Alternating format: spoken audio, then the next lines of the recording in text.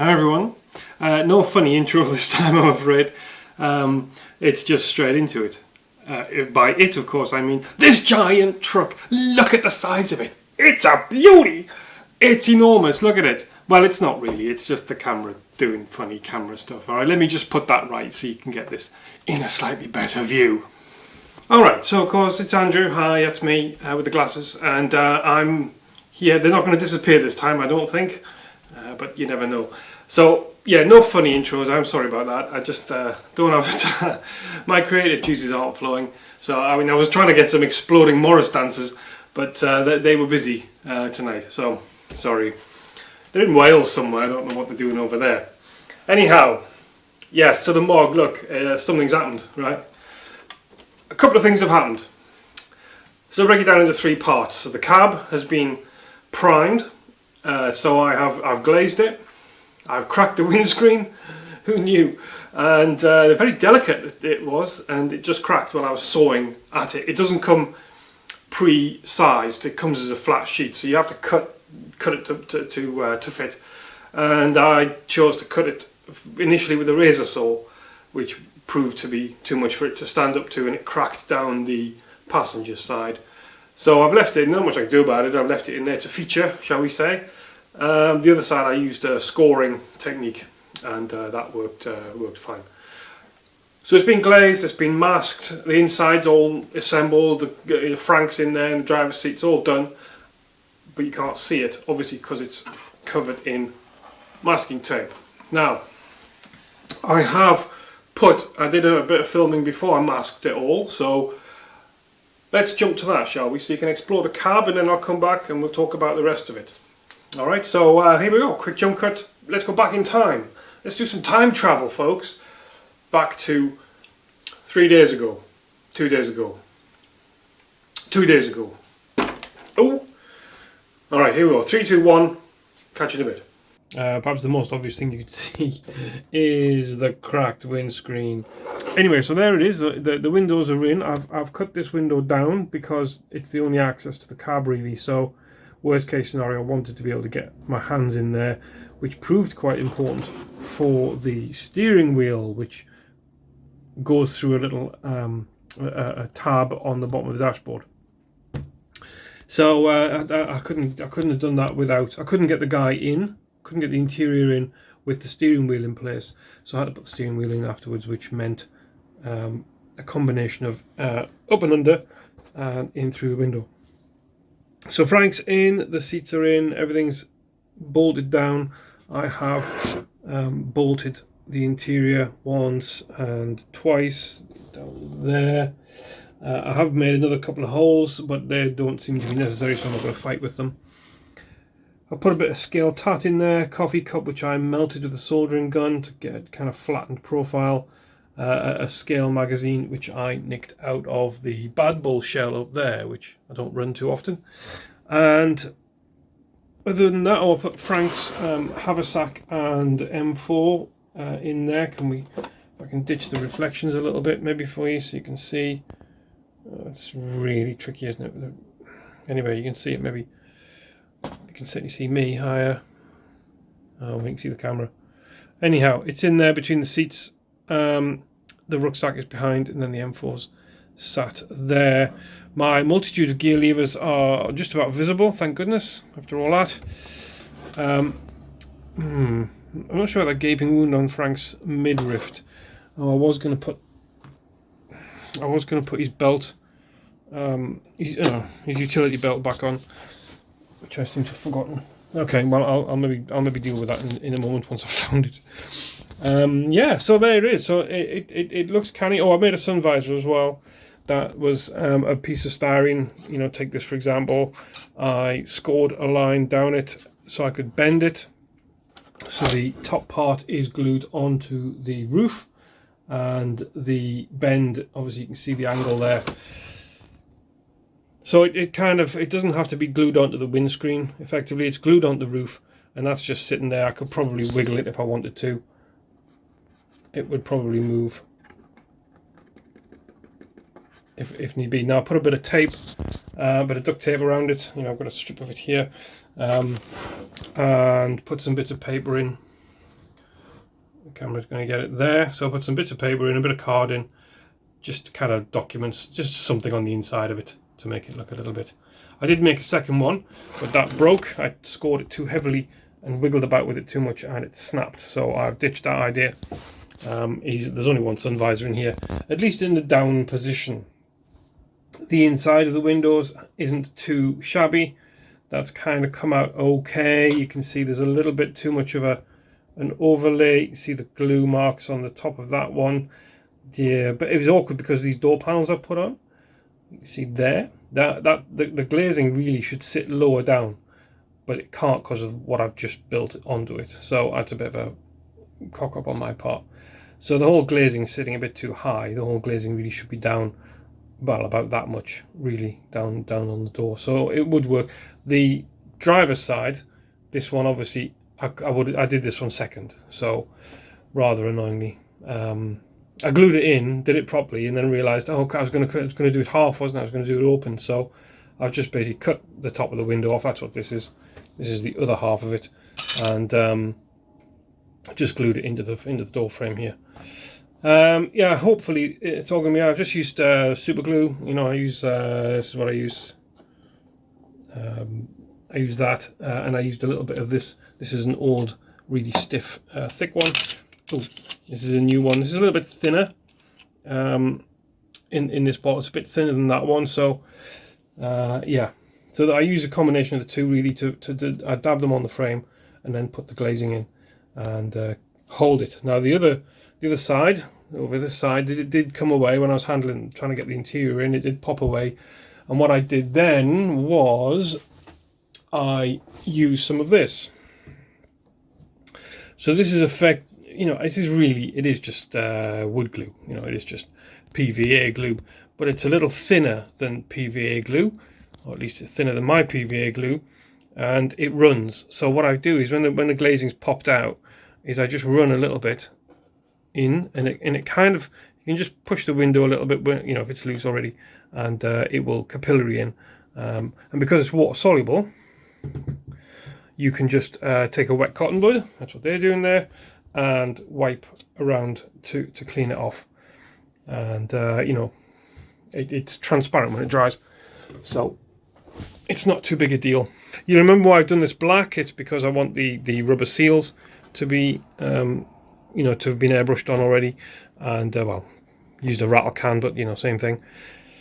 So my masking that I'm just currently up to, I've put the tape on, and I've just gone around with my fingernail into the channel that has been created. You know, they've got a really nice proud channel already cut in. So I've just gone around it with my fingernail, and I will just run the scalpel through there, and I should be left with tape glued right over the seal, and jobs are good. I'm going to then add all the bodywork in, just because I don't want any holes. I don't want to be spraying paint and the paint going through, because you can guarantee it will go on the windows on the inside, and that'll be a disaster. I will be in some way shielding some of this as well, so that any angle I do with the rattle can or so doesn't go straight through. You can see there's Frank's hand, so the paint could go straight through there into the windows. So yeah, I've got a little bit of blocking out to do, but then I'm going to do the cab, get it primed, and then we'll go from there. Yeah, it's kind of cool. I'm kind of liking it. Anyway, back to the studio, I believe they say. What I've done with the cab, once I got all the glazing and stuff ready and the masking done, I've started assembling all the other bits and pieces I wanted primed at the same time. So you've now got mud guards on, there's a few bits of trim, there's a little handle on the bonnet which is kind of cool, there's a hole here which I'm not really sure what I'm supposed to do with. The wing mirrors, I've mounted those. You have to bend the wire and put the mounting pegs in, so they're pretty cool. They move, and this moves, the mirror itself moves around. What it doesn't come with is any actual mirror surface, so that's going to be a bit of a thing. I'm not sure what I'm going to do with that. Tin foil maybe to the rescue. The door handles are in a clip. They've been painted separately just because I didn't want to try getting too much paint in behind them. Probably could have managed it, Got some nice little steps on the side there under the doors, as you can see. They're quite cool. So yeah, the cab's kind of it now. I have got some rough edges on it, which I'm going to have to cut back and smooth out. I knew there were some rough edges off the manufacture of this. I sold them on the box, and I didn't really realise how bad they were on the cab. So now it's primed. Obviously, one of the purposes of priming it is to be able to see all the imperfections before you get your paint on. So the chassis has also been done. Done partly. So what I've done with this, let me just show you, is a couple of things. I've primed the red pumpkins, which I didn't really like at all. They're just not going to work, so they've been primed. And I've also taken the red bump stops out of the shocks, which maybe hopefully you can see. I've also put some primer on the brass hubs that are on the front. Just, you know, it's going to get sprayed black after this, but it's mostly black anyway, so I didn't figure there's much need to be. I'm not going to be throwing the black paint on it too thick. I also primed the motor as well. I don't want to really lift this up too high, but maybe you can make out under there. The motor has been primed as well, so that's not so visible, because I've now started work on the box in between obviously doing all this priming, because what I need to decide with the box is, it's covered in white dust where I've been sanding it all down. What I've got to decide with the box, the main issue is what is going to work along the sides here, because I don't want there to be too much chassis, too much bare bones visible. Certainly don't want to see the motor and the wires and things that probably will be visible if I don't do much about it. There are some boxes and there is some fuel tank. There's some bar work here on one side or the other. I'm not sure which side it goes on. I haven't got any instructions. So I have got some material to block the view of the chassis, but I also want to get a spare tyre in, preferably in one of these positions. I think it's going to sit in this kind of a position on some of the pictures. The thing with the Mogs, I've looked online, look at Google images of army Mogs even, never mind civilian ones, and everything is in a different place on every picture. Sometimes the fuel tank's on one side, then the other. Sometimes the exhaust comes up the side like this one's going to be doing. This is how it came supplied, with the exhaust on the side. Sometimes it's underneath, sometimes the toolboxes are there, sometimes they aren't, jerry cans, whatever. So it's clearly a very dynamic setup on this truck. So I'm going to kind of improvise a little bit. I'm going to end up, obviously I've got a bit of fuel tank in there. Not sure whether it's going to be the one that's supplied with this. It might be the one from the CA30. It might, just because of the space. I definitely want a spare tyre in here. I can't put a spare tyre anywhere else conveniently. I could put it on the roof, I suppose, but I quite like the idea of it being slung underneath. And as I say, I don't want too much of the kind of RC chassis. I don't know why I'm waving my hands about, you can't see them. I don't want too much sort of RC stuff giving it away, you know, visually on a drive-by. So yeah, a little bit of work to be decided upon on there. Then I will, I've got the doors on the cab at the box, as you can see, same at the back, but there's no way of closing them, keeping them closed, so I'm going to have to do a latch or something to keep them shut. And in terms of interior on the box, I'm going to do nothing. I don't want to spend the next 3 months of my life detailing something no one's ever going to see. So this is Terry's idea. He kind of reminded me of this fact. It's an ambulance, so it's probably got blinds on the windows. So I am literally just going to make some black paper blinds, put them on the glazing. So when the glazing goes in, the blinds will be behind the glass and you won't see in. From there, we're going to be kind of done. I'm going to have to start getting cracking on the camo for the cab. The box, I have decided as well, in conjunction with talking to Terry, about how long it's going to take to paint this thing, because the airbrushes only give out a tiny bit of paint. So to paint the Hummer took forever, and this is going to be bigger. This is more surface area than the Hummer was combined with the cab and the box. So what I'm going to do is I'm going to paint the box Halford's camo green, which is the same green as the overlanding box I put on the MC8. If you want a visual reference, but it's a, you know, as you can see, it's a dark army green. So the box will be one colour. The chassis will probably all be black, but the underside of the box will be that colour. This will be this green as well, just so that I can get, you know, as if the box has been put on afterwards. But the cab is going to be the 3-tone NATO camo. That's the way I'm going to go with it. So there will be a mismatch, but I think that's quite acceptable, and I think it might be visually quite interesting. Right, if you want a good look at the bumper, there it is. Okay, so that's a pretty nice looking thing here, all primed up.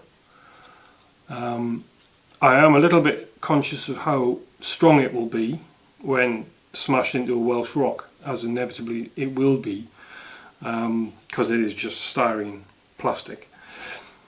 It might bend a bit, hopefully, rather than, you know, kind of smashing and cracking, but not entirely sure. So that might be a thing. You know, these are special Mog bumpers because they've got the headlights in them. So it's not as if I'm going to be able to just slap any old bumper on. Yeah. So that might prove to be a little bit of a thing with this, and for the future. But for now, obviously, it's going to go on. It's going to look great, and yeah, very impressed.